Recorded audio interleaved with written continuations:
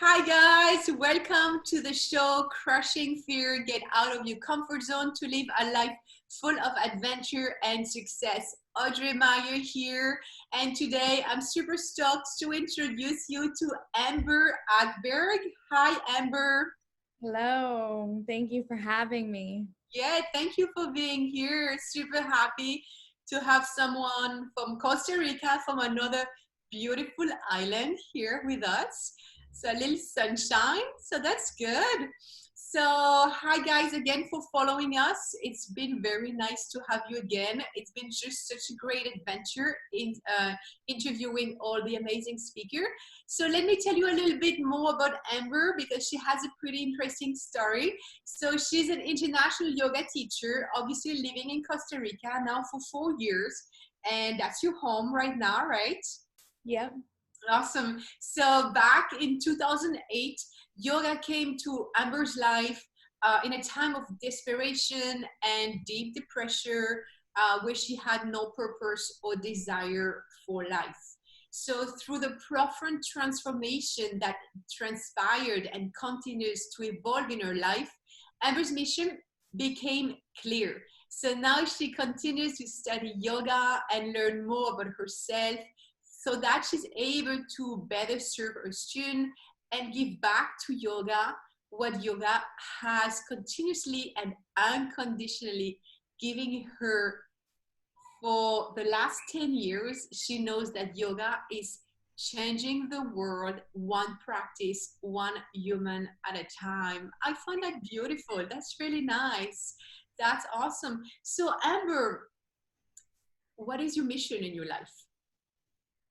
Yeah, I think say it pretty clearly for me that yoga changed my life. I had no purpose or passion at all in a time where I lost my dad to cancer, and I was doing all the things that I was told that was going to bring me success. I was going to college, I was working many jobs, I was staying constantly busy, yet something inside of me was missing. And I don't believe in accidents. A friend said, come with me to yoga. And I was like, oh, I wasn't liking working out, going to the gym. I couldn't keep up with like a healthy regimen. It was forced. And I started going to yoga, and I was just like, what is that space that I feel? And so I want to help share the magic of yoga with others, because a benefit is the fitness, the health that you receive, but it's on all levels, physically, mentally, and emotionally. It's an all around like gym magic. And I want to spread it far and wide to help others heal through the practice of yoga, because it is so life transforming. That's beautiful. And I can definitely relate to that as a yoga instructor. For me, when I teach yoga, I feel like, there's like this energy. It's just like giving yoga or receiving yoga from an instructor. There's something more than just moving, right? It's like you say, it's fitness, you move your body, but it's just so much more. There's this energy which just makes you like being in that flow and being in that zone, right? Exactly. I think like, yes, it's great that I was able to find out how to do a handstand or do these arm balances or these harder variations of the practice. But it's like what I learned along the way. And you can't be in a handstand and be anywhere else. You can't be in your body and still be in your head. So it brings you to that space, that oneness. So a lot of I hear oftentimes from yoga instructor, and I know I heard it from you. You say you leave yoga on and off the mat. So can you tell the audience a little bit more about what does it mean leaving yoga on the mat and off the mat? Yeah, so I think at first, like selfishly, yoga was about me. I was really upset. I needed purpose. And so I started going to yoga and practicing, and it was life changing. But if it's just about me, then what's the point? If I get on my mat and then afterwards I'm rude to people in line, or I react towards my family and my friends in belittling way or an uncompassionate place, then what's the point? So it's taking what I learned about how to be kind, compassionate, accepting towards myself, and spreading that with my family and then my friends. And then it's a ripple effect. So, relationship that I developed with myself on my mat became the relationship that I developed with the world around me. Yeah. And like you say, yoga helped you, right? Going through this crisis of losing your dad and feeling desperate in life. So you kind of like find a new goal or something, some new excitement in this life through yoga, right? Yeah, as it gave me this passion, this purpose, and actually, like through yoga, the continuous evolution of change brought me to Costa Rica, where I learned how to surf. Had you told me 10 years ago that I would be living in a foreign country or surfing waves that are, the size of me or larger, I would not have believed you. So it gave me the confidence to continue to want to live more. Totally.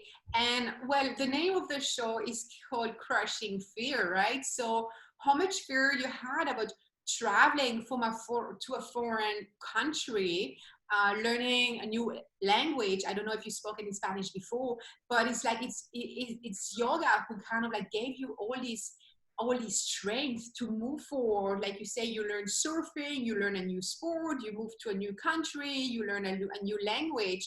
So through yoga, you were just able to feel stronger and feel just like this energy, like to crush it and to live your life fully, right?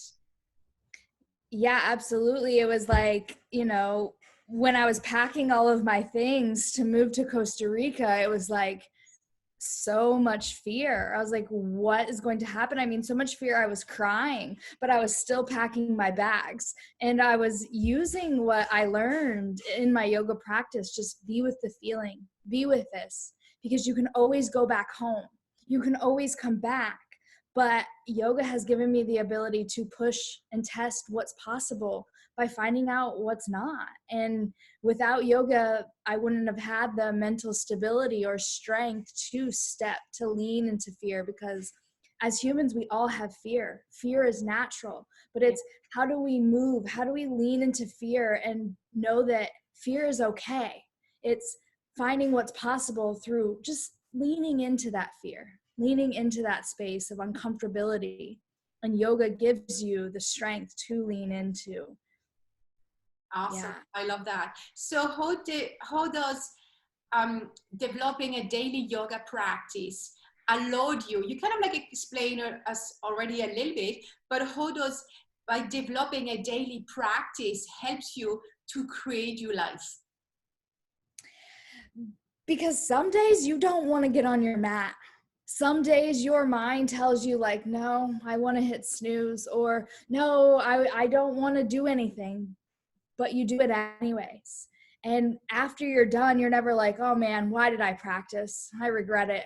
And then with that, you build the strength that like, yes, I can do something I didn't want to do, and realize that in that space of like commitment, that you're committing to yourself, you're committing to a certain way of life that you want to live, and not accepting what the mind tells you in the moment. Because it's easy to get onto the yoga mat when you're inspired. It's easy to do things when you want to. But the challenge is when our humans' emotion rise and we're in that moment of like not feeling like we're enough or feeling scared, can we do it anyways? Yeah. So can you give us, or can you give the audience, what did you use as can you give us a tips what you use to stay inspired and keep doing your yoga? I heard sometimes people say, oh, I did yoga 10 years ago, and then yeah, I haven't done any yoga again. So what helped you? What helped you stay inspired and do your yoga daily? I highly recommend to have your own personal practice, a space in your corner, in your house, an entire room, whatever that you have, that's like your sacred space. And you go to it every single day. It's energy, it's fire. So show up at the same time every single day, even if it's just 5 breaths. But then remain a student. That's what keeps me inspired, is like, there's always someone that knows more. there's always someone that can hold space for you. So we need to hold space for ourselves by showing up every single day in the same space, in the same way, whether it's in a hotel room or at your home. But then go to someone that knows more, someone that can hold the space for you, because so often I can get on my mat and feel, and then I go to a student's class or a teacher's class, and I cry because they were holding space for me and taking me to a place I couldn't have taken myself. So remain a student and know that you can always learn more from somebody else. That's great. Yeah, I always say I don't like to be the best out there. Let's say I'm talking about surfing. I like to be the worst so I can learn from the best, right? If you're the best in the ocean surfing, for example, you're not going to learn anymore. But by being the least better, you can watch the better surfer and learn from those guys. If everybody has the same level than you or is not as good as you, you're not going to learn. And the same, that's what you were saying with your practice, right? By just having always a coach or a yoga instructor, or by going to different yoga class, you can always learn something new because you're never at the top, right? You're learning every day. Exactly. And that's what they say. Like, the talkers don't learn near as much as the ones that are willing to listen. So constantly just listening to what other people have to say, even if you think you know, just sit back and listen, because in that space, you have so much more you can learn than when you're speaking. Yeah. Yeah. I love that. I love that. So are you still practicing every day, no matter what? Yeah, I practice every single day, no matter what. It shifts and changes, whether it's yoga, meditation, dance, surfing, but every single day there's me time. And it was hard to get there, but now I know the effects of my day later on if I don't have that time for myself. And that's the beauty of yoga, is that yoga can be anything. Yoga is bringing presence into what you do. So while you're cooking, while you're showering, while you're with your family, it's all yoga. But to have like disciplined practices of surfing or meditating or moving through the asana postures to create the discipline when you're off your mat. Yeah. So that's exactly resume what you say of living a yogi or yoga life, right? It's not just doing your practice on the mat, but it's actually just having a completely changing a mindset or changing how you see life through yoga. Yeah, and it's through that discipline that you get to see that it's all yoga. How you react to the world and the way in which you relate to the world is just a form of yoga that you take off of your mat. And I think that's the empowering thing, is like, instead of being like, why did he do that? Or he cut me off, or why did she react the way? It's like, what does this situation have to teach me about myself? Why is that triggering me? Where is that coming from? Opposed to thinking that it's outside, you're like, okay, this is rising from inside. Why am I being triggered? What do I have to learn? Love it. So Amber, you're doing retreat all around the world, right? Offering yoga retreats. Can you tell us about which country you go and where we can find you? I'm sure the audience would love to join your yoga retreats. Yeah, so right now I live in Costa Rica, offering 2 retreats here in Costa Rica, but then also Australia, Bali, Morocco. This year we're going to India. Nice. So every year it's different, but right now just trying to bring yoga and surf together, as well as doing yoga teacher training. So those students that want to deepen their understanding of yoga, whether it be as a student or a teacher, expanding out and doing teacher trainings around the world as well now. Yeah, awesome. And all your information will be at the bottom of the interview, so people will be able to contact you if they want to join your retreat. And also, you have a great gift for the audience. So can you tell us a little bit more about that? Yeah, so I currently have an online coaching program teaching people how to create and develop a daily yoga practice. And it's because I know it's so challenging, like in our busy world of doing, like, how do I maintain a daily practice? So I've included 3 different practices from my online program, meditation, pranayama, and an asana practice, with a list of 10 tips on how to add in yoga into your life, whether it be on and off the mat. And that's just a sprinkle from the online program where I help other people create daily practices in the life of so much to do. That's awesome. I love it. I love it. Just having more people practicing yoga out there. I love it. Can you just tell us a little bit more about your yoga practice? Which type of yoga are you teaching? So that's constantly evolving as my practice has evolved. But what I'm finding now is slow alignment based practices, so that you can actually breathe and feel into the postures and know what's rising within the poses. So at this moment, it's hatha alignment based, time to feel into each and every posture. I get asked this question often, and I don't really know how to respond to it, because I want to say it's Amber's yoga, but really it's just, it depends on the audience and what people need in the moment. And that changes within each group setting. Yeah. And as you say beautiful, you're also involving, right? So what you shining, you put in your class. So it's just like, I know as a teacher, I don't teach 2 same yoga class, because according to who I feel, and like you say, who your audience, you always feel different, and you want to spread that different energy with your audience, and you have this connection, right, with people joining you to the class. So according to that, you're not going to teach the same way if you have young kids, if you have pregnant women, if you have older people, if you have athletes, right? And it's all about sharing this energy. And I love that you involving with your yoga.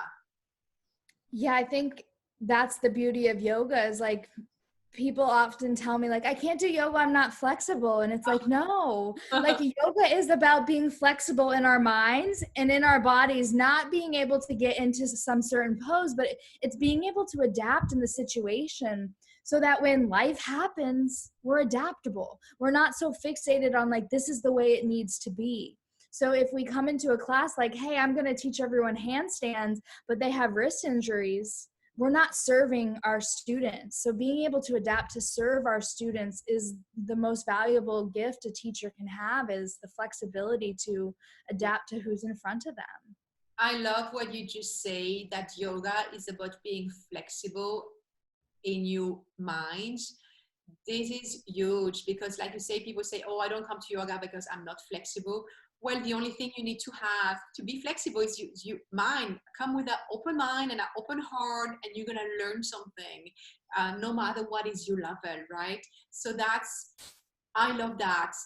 And I definitely going to take that from you, that yoga is about being flexible in your mind. That's great. Cool. So Amber, we actually gonna have to go to say goodbye to the audience. Time is flying. So it's been amazing to having you. And again, I hope people are gonna join you for the next retreat, either in Costa Rica or around the world. And I'm super excited for our interview. Thank you again so much for your time, and also for your free week to create a daily yoga practice. I think this is huge, and I'm super happy to hear that there's going to be more people practicing yoga in the world, and there's going to be more people becoming flexible in the mind and in the body. So thank you so much for sharing all this value with the audience. And I also want to thank the audience for following us, and yeah, and to keep going tomorrow with more speaker. Thank you, Amber.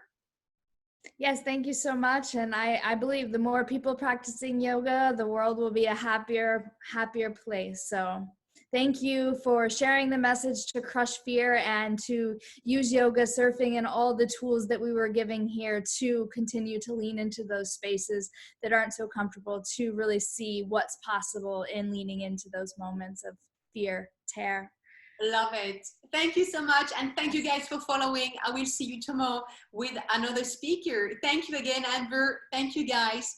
Bye. Thank you. Bye.